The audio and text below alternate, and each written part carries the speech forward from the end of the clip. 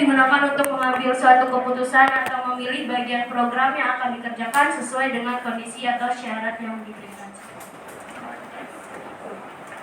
Nah, jenis percabangan itu ada dua, dimana pertama itu if itu terbagi lagi menjadi tiga, yaitu ada statement if, terus ada statement if else, dan ada statement if else if. Kemudian yang kedua ada switch case. Nah, dalam menuliskan kondisi di dalam if itu menggunakan operator relasi atau pembanding dan atau operator logika. Udah tahu ya untuk operator kemarin udah dijelaskan juga. Kemudian percabangan if merupakan percabangan yang hanya memiliki satu blok pilihan saat kondisi bernilai benar atau hanya mengkomodir jika syarat bernilai benar saja. Oke, next. Untuk lebih jelasnya pakai contoh.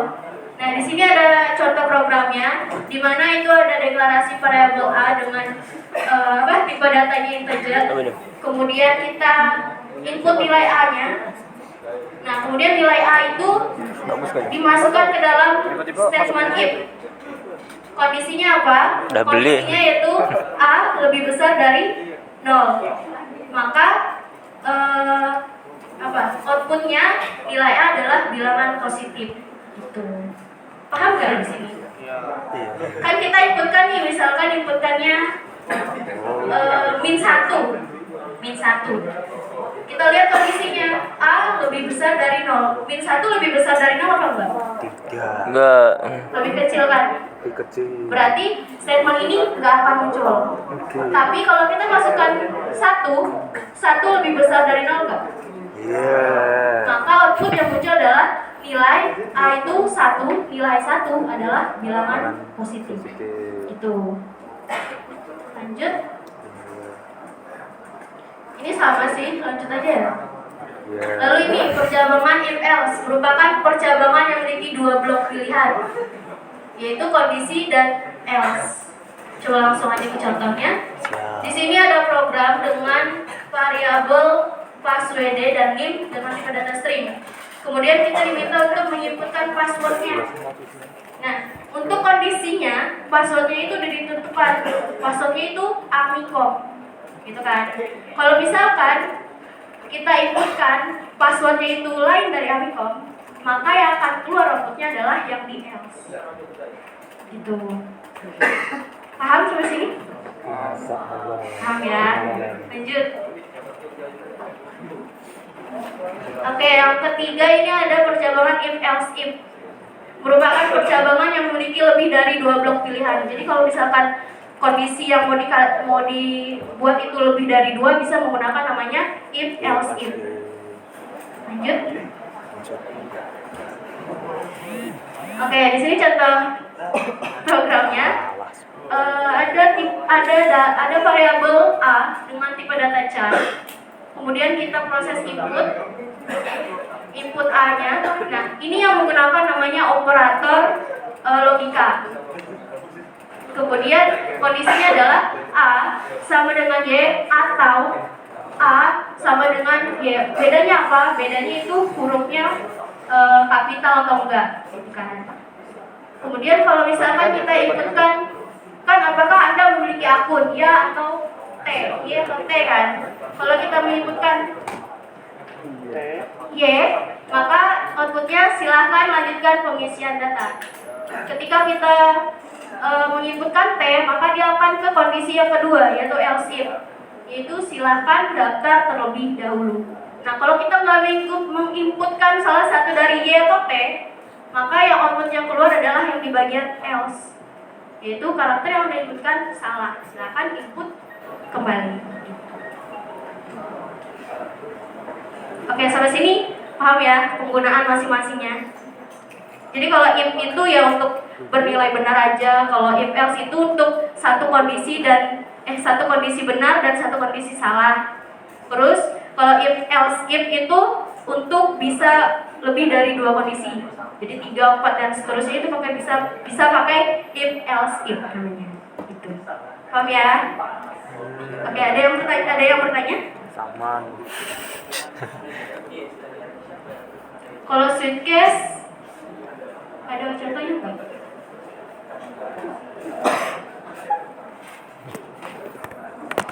Suitcase itu kalau mengenai suitcase itu sama halnya dengan if else. Tapi bedanya itu kalau suitcase itu lebih lemah dibandingkan if else. Misal itu kan, misal di sini ada suruh input gitu kan. Input A. 16728 ya. Input A kalau Apa ya? if itu tadi kan ada kondisi Y kecil atau Y besar. Gitu kan. Ya 167620. If Apa hasil semua tuh? anggap aja ini Y kecil atau Y besar gitu ya. Kalau if else nantinya, kalau suitcase itu hanya bisa satu kondisi, dia hanya bisa kecil atau besar pilihannya. Jadi kalau umpamanya switch, kami inputnya misal switch Y, nah dia hanya bisa satu kondisi itu, tidak bisa dengan dua kondisi. Artinya kamu hanya bisa lakukan Y itu kecil, tidak bisa Y besar. Dia hanya baca ketika kamu inputkan Y kecil, berarti programnya di sini yang dibaca. Kalau ini beda, kalau ini Y kecil bisa, Y besar bisa. Bedanya itu sih. Penggunaannya juga ini if, ini switch. Kalau contoh program itu nanti ada sih, secara aja sambil lihat modulnya. Tergantung kondisi. Tergantung kondisi.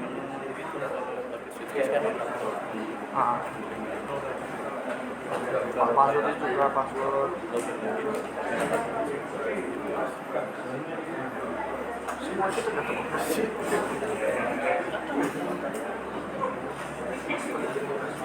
Soalnya gede banget. Gede banget. Mantap kan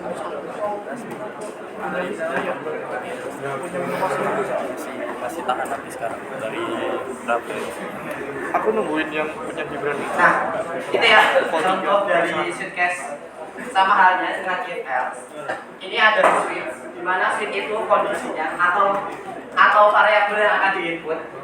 Kemudian case itu kayak if apa isinya gitu. Tapi kalau ini bedanya case, artinya dia jika pilih switch, dia menemukan gerbong, itu gerbongnya isinya adalah satu, maka tampilannya adalah isi on ekonomi. Tapi kalau dia nggak bisa input selain 1, 2, 3, 4, dia hanya bisa satu karakter. Bedanya itu, bedanya dengan if else. Switch itu intinya itu hanya bisa satu karakter atau hanya satu pilihan dibandingkan dengan if else. Jadi kalau ada pertanyaan, bagusan mana sih sebenarnya menggunakan if else atau suitcase? Bagusan if else sebenarnya, tapi itu tergantung kondisi. Kalau ditanya lebih bagusan if else, karena itu lebih apa ya? Salah satu kubuan. Bagus lah keamanannya. 43 juta itu. Iku piro teh? Jurnal mana? Gak bisa gak sih? Kan harus Data semua. yang debit ditambah, kredit ditambah. Nanti hasil akhirnya kan dikurang kan? Nah kalau ada yang minus atau kelebihan hasilnya bukan nol, berarti ada yang salah. Sampai sini masih ada bingung nggak? Jadi pokoknya hasilnya tuh harus nol. Serius, tanya. Kalau bingung, Balance gimana di bingung? jurnal yang umumnya tuh balance, tapi jurnal Kalau nggak bingung, kita lanjut ke Tetap itu, nol. tentang soal Jurnal ya. besarnya tetap nol juga. Oke, teman-teman di sini kan untuk kelas teorinya online ya. Iya. Ini banyak yang masih bingung. Jadi di kelas praktikum ini nggak apa-apa, kita sharing aja. Jangan nanti teman-teman kita bagiin modul praktikum tapi nggak paham. Soalnya kalau di sini nggak paham, nanti susah di semester Kan selanjutnya balance di kanan kiri. Soalnya percabangan perulangan ini dipakai sampai nanti nggak berhenti gitu. Jadi teman-teman paham dulu dasarnya. Kalau nggak paham silahkan tanya. Oke, siap. Jadi untuk ini udah paham belum? Paham. Atau masih ada bingung, Kak saya bingung tapi nggak tahu bingungnya di mana, gitu. Soalnya biasanya gitu ya, Kak aku masih bingung belum paham tapi nggak tahu bingungnya di mana, gitu. Atau mau langsung ke soal terus loh, biar tahu nggak pahamnya di mana. Boleh. Boleh ya. Tangannya terampil. Bangke keyboardnya. Nanti kalau selama praktikum teman-teman ada kesulitan boleh raise hand aja nanti bakalan Mata nih, nggak nyampe. teman asisten. Nyampe. Sampai sih. Kenapa 3 giga gini dari kemarin? Terlalu memaksakan. Ini kayak gimana gitu? Keyboardnya jelek, ketiknya gak enak. Nah,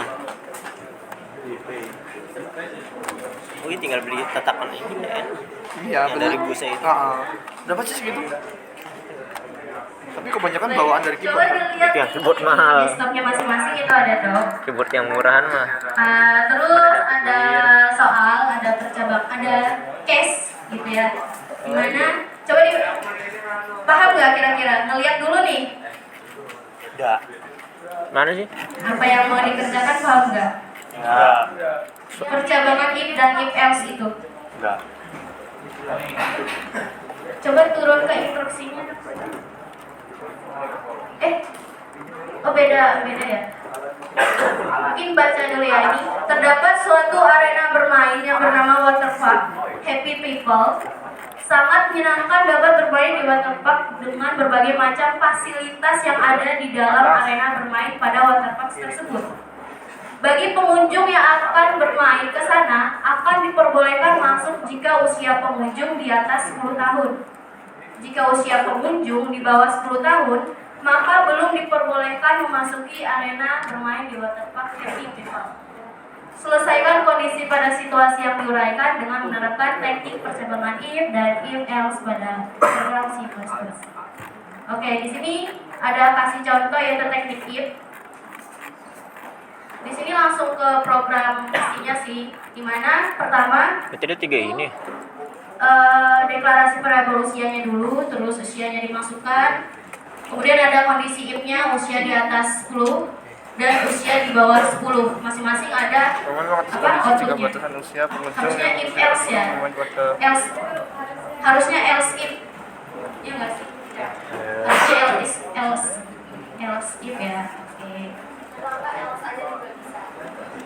Enggak, tapi soalnya pakai ini berarti. nah, di sini ada teknik if else itu. Di mana dia juga deklarasi variabel usia, terus masukkan usianya. Jika usianya itu lebih dari 10 tahun, maka akan mengeluarkan output tersebut, dan jika di bawah 10 tahun, maka else-nya akan output else-nya akan Tapi lebih simpel. ditampilkan. Nah, kemudian Lebih instruksi simpel untuk aja. tugasnya nih, ini yang perlu kalian perhatikan. Lakukan modifikasi terhadap kode program di atas. Pertama, bagaimana mengatasi kondisi jika usia pengunjung adalah 10 tahun. Itu digarisbawahi ya, 10 tahun yang seharusnya dapat bermain di waterpark Happy People. Kemudian yang kedua, bagaimana mengatasi kondisi jika batasan usia pengunjung yang tidak diperbolehkan bermain pada waterpark adalah 0 tahun sampai di bawah 10 tahun. Nah, itu kondisi yang kedua. Kemudian bagaimana mengatasi kondisi jika batasan usia pengunjung yang diperbolehkan main di waterpark adalah mulai dari 10 tahun sampai 45 tahun. Oke, jadi di sini kalian membuat 3 program yang melaksanakan instruksi A, B, dan C. Untuk ketentuan filenya ada di bawah.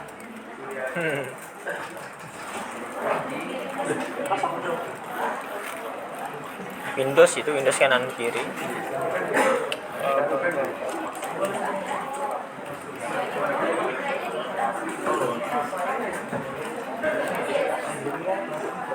Namanya apa nama filenya?